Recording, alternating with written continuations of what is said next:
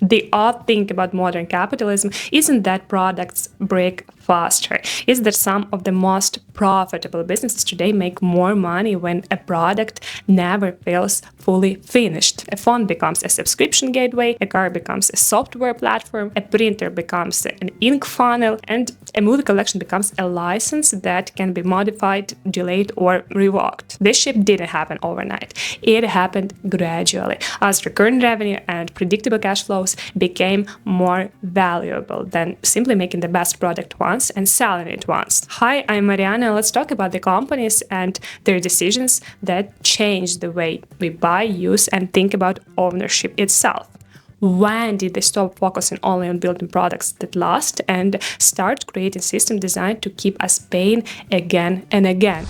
The Phoebus Cartel became one of the most famous examples of planned obsolescence because it showed a simple idea. Sometimes companies can make more money by creating products that need to be replaced. In 1924, the world's biggest light bulb manufacturers met in Geneva and created a group called the Phoebus Cartel. Companies like Osram from Germany, Philips from the Netherlands, and General Electric's international organizations started working together. They divided markets, created production rules, and agreed on a standard lifespan for household bulbs, only about 1,000 hours. At the time, light bulb technology was improving rapidly.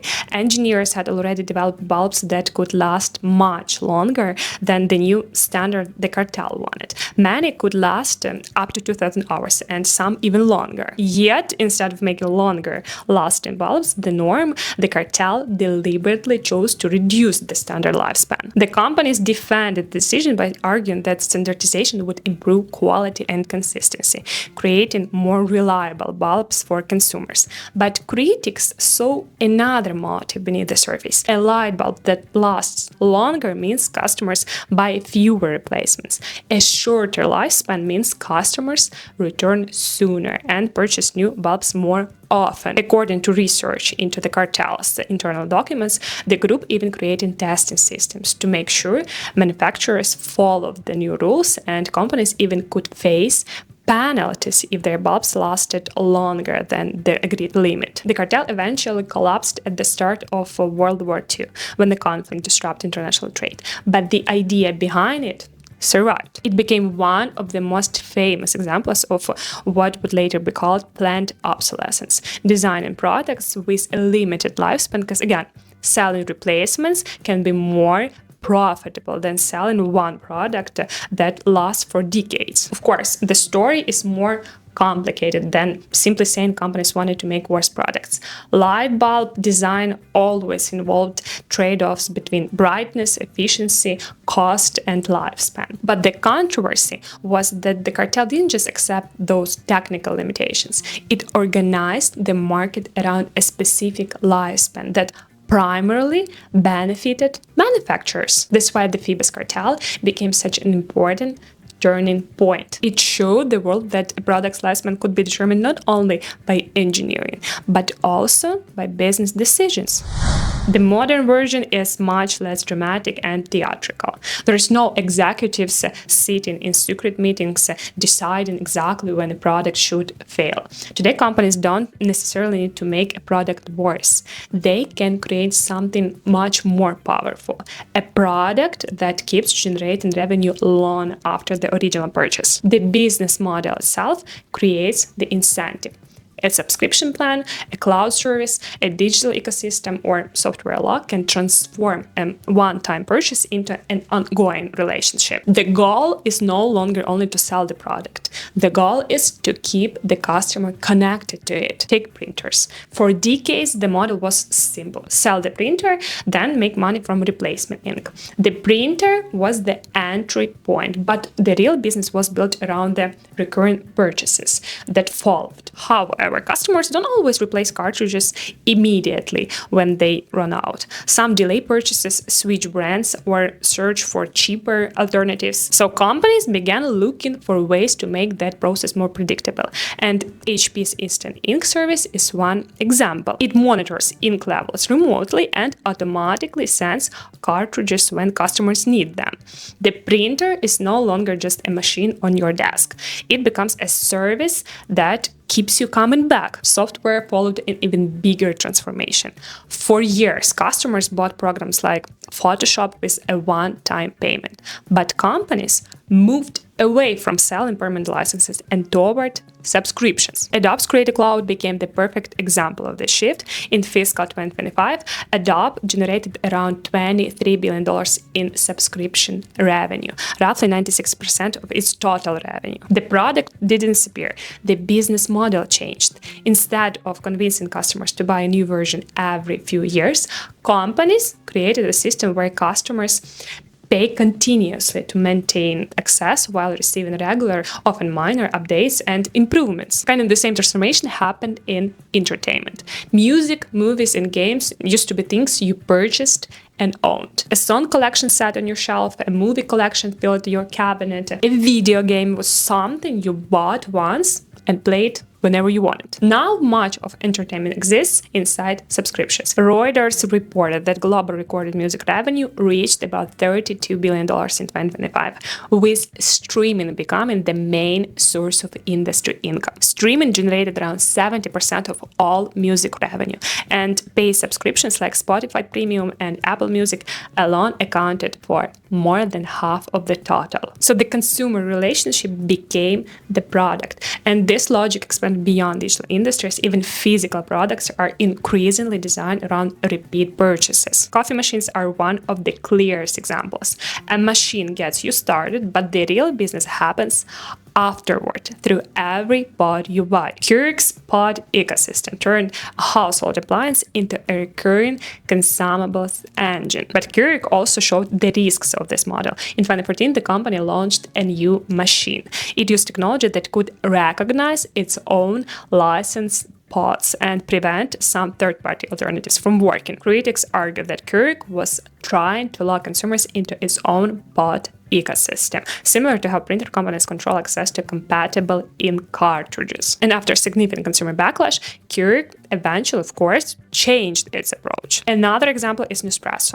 Once someone owns an espresso machine, they are more likely to continue purchasing compatible capsules again and again. This model helped transform Nespresso from a simple coffee machine company into one of the world's most recognizable premium coffee brands, generating billions in annual sales for Nestlé. For years, Nespresso also relied on patents and legal battles to limit often cheaper third-party compatible capsules, protecting its recurring revenue until key patents began expiring in 2012. The same structure appears in razors, pet products, meal kits, smart home devices, and countless other categories. Nowadays, companies are no longer asking only, how do we build the best product?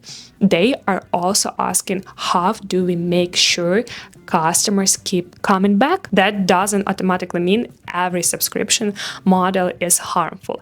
Many services provide genuine convenience. Automatic updates, lower upfront costs, easier access, and continuous improvements can create real value. But the incentives have changed. A one-time sales creates one moment of income. A subscription creates a relationship that can last for years. And that changed how companies think about ownership, because the next major shift wasn't only about how products are sold. It was about who controls them after the sale. For most of the 20th century, repairing things was normal. A broken washing machine, radio, or car usually meant replacing a damaged part and extending the life of something you already owned. ownership meant control. But modern products are different. They are no longer just physical objects. They are combinations of hardware and software. And often software can decide what you're allowed to repair, replace, or even use. John Deere tractors became one of the biggest symbols of this debate. Modern farming equipment is essentially a computer on wheels. When something breaks, the problem may not be a mechanical component. It could involve software, sensors, or digital systems that require specialized tools. And as a result, farmers argued that they were forced to rely only on authorized dealers because they didn't have access to the software needed for certain repairs. Their argument was simple. If I own this $300,000 tractor, why do I need permission from the manufacturer to repair it? Of course, John Deere defended its repair restrictions, saying that they help maintain safety, reliability, and performance. But critics claimed that controlling repair access gave manufacturers too much power over products customers had already purchased. And this conflict became one of the biggest examples of the right to repair movement. The same question appeared in smartphones. A broken screen or an aging battery used to be a simple repair, but modern devices often contain tightly integrated components, specialized parts, and software systems that can make independent repairs much more difficult. The question changed. It was no longer, can this device be fixed? It became, who is allowed to fix it? And profit matters. If you had a choice between paying a higher price at an authorized dealer or visiting a local repair shop that could replace your, for example, phone's battery for less, the answer for many consumers would be obvious. Smart home devices created an even newer problem. Imagine buying a smart speaker, security camera, or connected appliance. The hardware may still physically work years later, but if the company stops supporting the software, updates, or servers that control it, the product can become much less useful or even completely unusable. A good example is Amazon's Cloud Cam security camera. Customers bought the device expecting it to protect their homes, but Amazon discontinued the service in 2022 and shut down the servers that powered the cameras. Even though the hardware itself was still functional, users could no longer access the features that made the product valuable, effectively turning a working device into obsolete hardware. Consumer groups describe this as software tethering, when the life of a physical product depends on a company continuing to support its digital layer. This is why repair has become a political issue as well. Governments are now deciding who should control the lifespan of modern products. But the debate overall is complicated because manufacturers argue that software control and repair restrictions can protect safety and quality. Meanwhile, critics say that these systems allow companies to maintain control over products even after customers purchase them. Today, ownership can be more complex than it used to be. You may physically own the object, but you may not fully control its future. And Apple's Batterygate controversy highlighted this problem. The issue wasn't simply about batteries. It was about how software could influence the lifespan of hardware. Apple explained that iPhone performance management dynamically adjusts certain system functions based on battery temperature, charge, and battery condition to prevent unexpected shutdowns. However, the controversy exploded after accusations that Apple slowed down older iPhones without making the situation clear enough to customers, leaving some of them feeling pressured to upgrade to newer models. Reuters reported that in 2020, Apple agreed to pay about $100 million to settle allegations brought by 33 US states and Washington, D.C., while denying wrongdoing. The company also reached a separate settlement with affected customers in a class action lawsuit over the same issue, with the potential payout reaching up to $500 million. So the broader issue wasn't only the technical explanation behind the battery management system. It was also about transparency and consumer awareness. Cars are experiencing the same transformation. For decades, vehicles represented the classic durable purchase. You paid a large amount upfront, maintained them, and kept them for years. But modern vehicles are also becoming software platforms. Tesla became one of the strongest examples of this new business model. Traditionally, a car's value was mostly determined at the moment of purchase, but Tesla changed this idea by treating its vehicles more like smartphones on wheels. Through over-the-air software updates, the company can add new features, improve performance, and change the driving experience without customers needing to buy a new model. Tesla also turns software features into additional revenue streams. For example, its full self-driving system can be accessed through a paid subscription, allowing owners to purchase advanced driver assistance features after buying their vehicle. So this creates the opportunity for Tesla to generate revenue long after the original transaction, not only through maintenance, but also through software upgrades and recurring digital services. This strategy helped Tesla redefine expectations in the automotive industry, and the success of the Model 3, which became one of the world's best-selling electric vehicles, showed that a software-focused approach could work at a massive scale. But again, the biggest change is that the vehicle is no longer a finished product.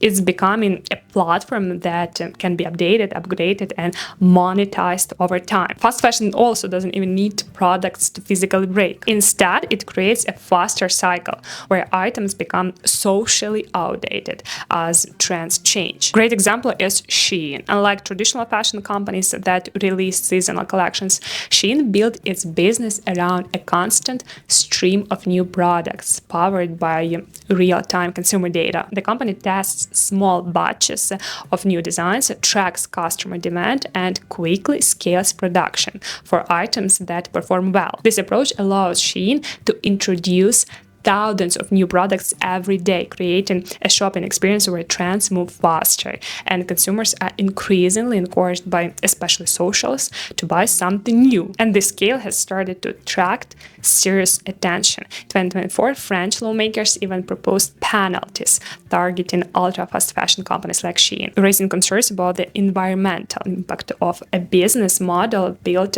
around producing and replacing clothes at an unprecedented speed. Disposable vapes show an even more extreme version of this shift. Unlike products built to last, these devices were never really designed to be repaired or reused. They were created for a short life cycle. You buy one, use it until the battery dies or the liquid runs out, and then the entire device goes straight into the trash. No replacement parts, no maintenance, just buy another one.